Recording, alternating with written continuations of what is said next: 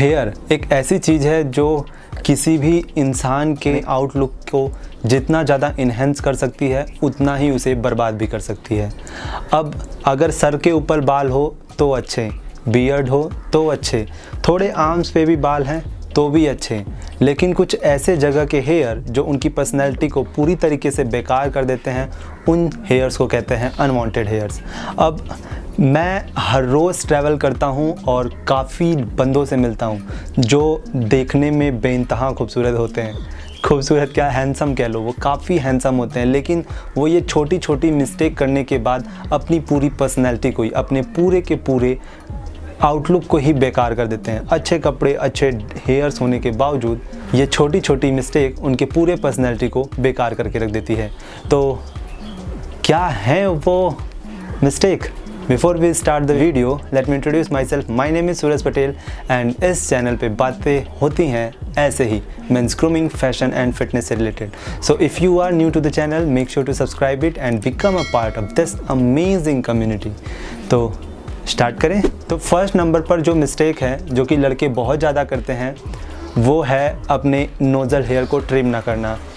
कुछ साल पहले ये गलती मैं खुद करता था और जब मैं किसी के साथ होता और उसका ध्यान इस पर जाने के बाद वो मुझे बोल भी देता कि आपके नोज़ से हेयर्स बाहर आ रहे हैं, तो बहुत ज़्यादा एम्बैरेसिंग होता था।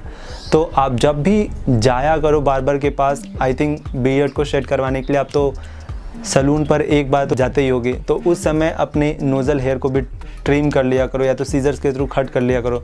वैसे भी कुछ बेसिक ग्रूमिंग टूल्स तो अपने घर पर होने ही चाहिए जो रखने चाहिए सभी बॉयज़ को।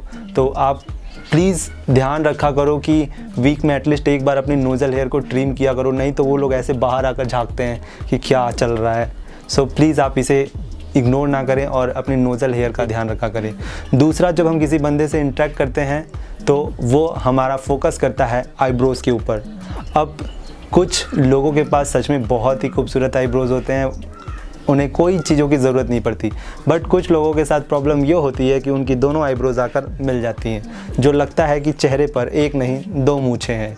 तो आप प्लीज़ इसे फिक्स करिए। आप कोई भी चीज़ लेकर, जो प्लकर होता है उसके थ्रू आप प्लग करके अपने एटलीस्ट इन दोनों को मिक्स तो ना होने दीजिए, या तो फिर आप थ्रेडिंग करवा कर इन्हें सेपरेट कर सकते हैं। प्लीज़ इसके ऊपर थोड़ा ध्यान दिया कीजिए। मैं ये नहीं कह रहा कि आप पूरे के पूरे आईब्रोज़ को ही सेट करवा कर बिल्कुल थिन लड़कियों जैसा कर लो, नहीं, बट एटलीस्ट आप उसे मिलने तो ना दीजिए। मैं पिछले 5-6 सालों से आईब्रोज़ को सेट करवा रहा हूँ, या अब तो खुद ही करने लगा हूँ इतने सालों से प्रैक्टिस होने के बाद। तो आप प्लीज़ अपने इन हेयर्स का भी काफ़ी ध्यान रखा कीजिए। थर्ड नंबर पर आती है नेक के ऊपर की बियर्ड। अब इधर बियर्ड तो काफ़ी अच्छी लगती है, बट कुछ लोगों को काफ़ी नीचे तक आ जाती है, उसमें से मैं भी हूँ, बट मुझे काफ़ी नीचे तक नहीं आती। लेकिन आप थोड़ा कोशिश किया कीजिए कि अपने नेक के बियर्ड को अच्छे से ट्रिम किया कीजिए या तो फिर शेव किया कीजिए, जो भी आप प्रीफर करें, बट मैं तो कहूँगा कि आप ट्रिम ही किया कीजिए, क्योंकि आप कितनी बार बस बियर्ड को निकलवाने के लिए सैलून जाओगे। तो आप इसका भी बहुत ज़्यादा ध्यान रखा कीजिए। फोर्थ नंबर पर ये जो पॉइंट है, मुझे लगता है कि लोग इसको किसी और तरीके से लेते हैं।